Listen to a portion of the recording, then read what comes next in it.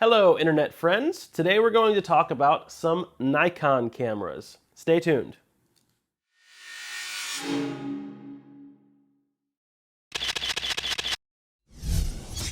Welcome back, everyone. My name is Eric Marks with FindingMiddleEarth.com, and today we're going to talk all about Nikon. We're going to talk about some cameras that don't exist yet, some cameras that I want to exist, and then some cameras that are going to exist soon. It's kind of confusing, but I'll cover all that. So before I get started, I do want to let everyone know that my website, FindingMiddleEarth.com, is under a bit of a redesign at the moment. So if you head over there and things are in kind of pieces, I do apologize, but I didn't want to shut down the website and do the whole "we'll be back soon" maintenance mode thing. I'm an open book, so I just want people to be able to access my content, even if it's kind of jumbled up at the moment. I should be done redesigning in about a week, and I'll also make a video as to why I'm redesigning the website and what the benefits are going to be for everyone out there. So, okay, so let's talk about this. So. Quickly, when you think about Nikon, there's some legendary cameras that they've come out with over the years. And legendary means a different thing to each photographer, I think, because it's based on what type of photography you shoot. I'm an outdoor photographer, so I love well-built camera bodies and high resolution, right? Because I like to print. So when I think of Nikon, I think there's two camera bodies over my 13 years of photography that I've been so just pumped to see released. And those two are the Nikon D3X, okay, which was released, I think, end of 2007, maybe early 2008. And then the D800, okay, and everyone knows the D800 because there's the D800, 800E, 810, and I have the D810 here. And so when the D3X first came out, I was just drooling. I had to get my hands on one because it was this new 24 megapixel monster, like the highest resolution DSLR you've seen. It was a flagship camera body, which means it's like this. It's one solid piece of magnesium that's got a built-in battery grip. It's just a block of, it's just a tank.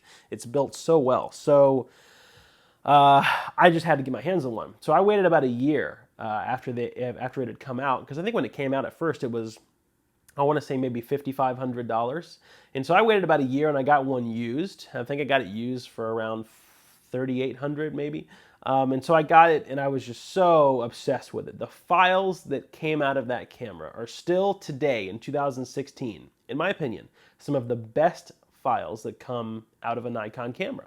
The color is just unbelievable. And that's the same way I feel about this, by the way. This is my Nikon D4, which I'll talk about in a second.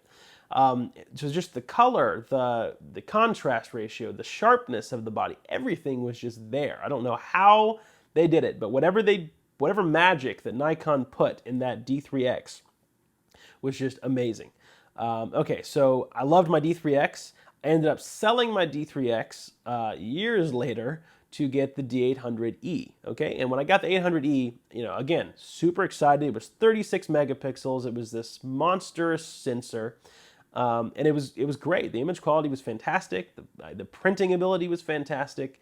But I could tell a huge difference from the 800E to the D3X when I just saw the files. The color wasn't there.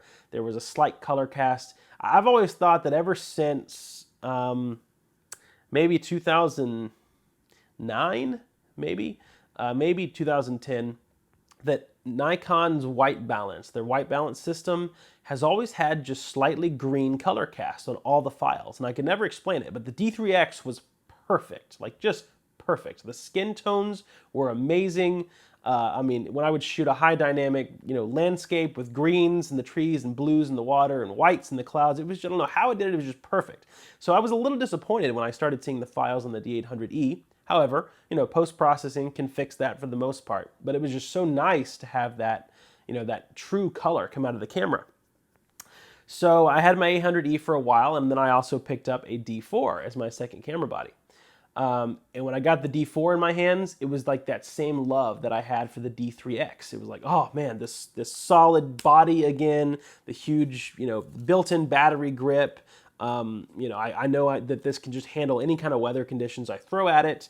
it for the most part was just like a D3X. It just wasn't 24 megapixels. It's 16, which is still perfectly fine by today's standards. It's full frame, so you're going to get great image quality.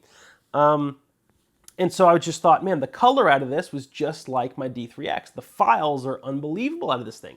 I could take the JPEGs straight out of this D4 and hand them to a newspaper and feel 100% confident about my work. I just feel like, that this camera just has my back. If you really want to know how I feel like these flagship camera bodies, the D3, D3X, D4, they just have my back. Like I shoot and they're just like, yeah, Eric, I got you. I know what you're doing. Boom, the color is there. And so the more that I think about this whole, correlation between me wanting a huge camera body like this solid piece of magnesium, but I also want something that's super high resolution like the D810, makes me think a little bit. And it makes me think, what if Nikon came out with a D5X? Would anybody buy it, right? And this is going to be a fun discussion in the comments. By the way, hold your hate comments if you think that I'm saying, that they need to discontinue the 810 and the 850 and just go full flagship body. I'm not saying that. I just think it would be another nice option to have. Same way Nikon gives you the option of the D500 and the D5. I think the D5 is completely and utterly pointless. However, it's another option for people that want it. So I love my 810. It's unbelievable image quality. It's still my primary camera that I shoot most of my outdoor stuff with. But the files just aren't as true. I would just use the word true. The files aren't as true to real life as the D4 and my D3X was. So I was just thinking, if Nikon tomorrow said, hey, we have a Nikon D5X coming out. It's this flagship camera body with the built-in battery grip, one solid piece of magnesium. It's going to have 60, 70 megapixels, 100 plus focus points. Would I buy it? Heck yeah, I would buy it. Maybe they're going to charge $6,000 for it? I'm telling you, I would buy it. I would find a way to buy it because as the working professional, the most important thing to me is reliability, and then how well does the camera perform? Obviously, those are the obvious things, but reliability is the biggest.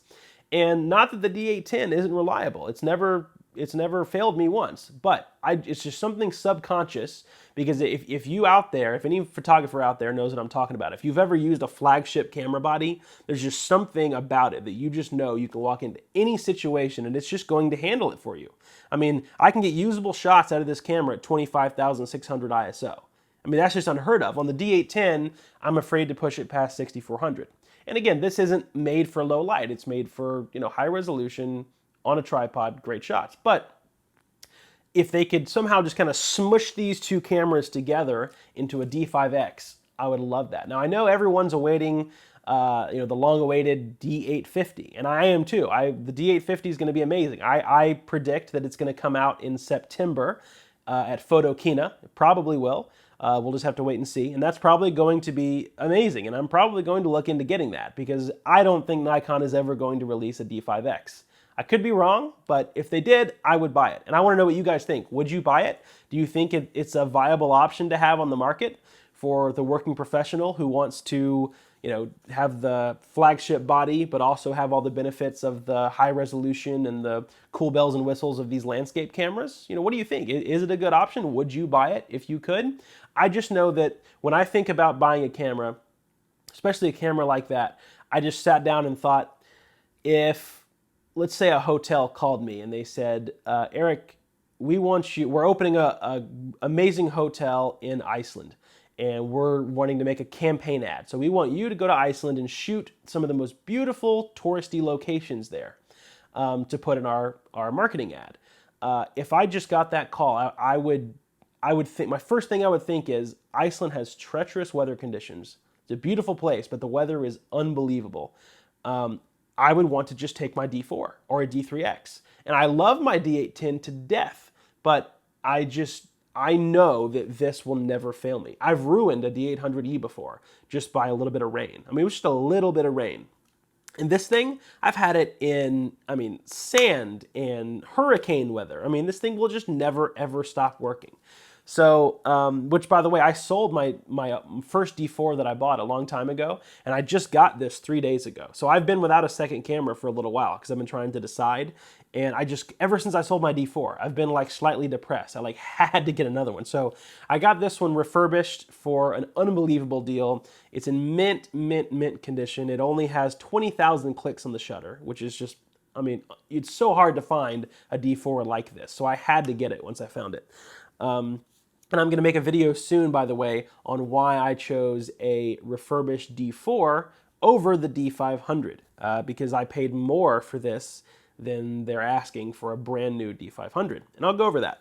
So yeah, D5X, is it a good option? Would you buy it? I would buy it. I think it would be amazing to have this camera and this camera smushed into one like power force camera body. Okay, well, cool. So thank you guys for watching. Let me know in the comments what you guys think. And as always, thank you for, subscribing, liking the video. You guys are just, I'm growing subscribers so fast now that it's amazing me that you guys are supporting the channel. So I know I've already said it a million times, but just thank you so much for all that you guys do. And thank you for watching every week. And I will see you in the next one. Take care, everyone.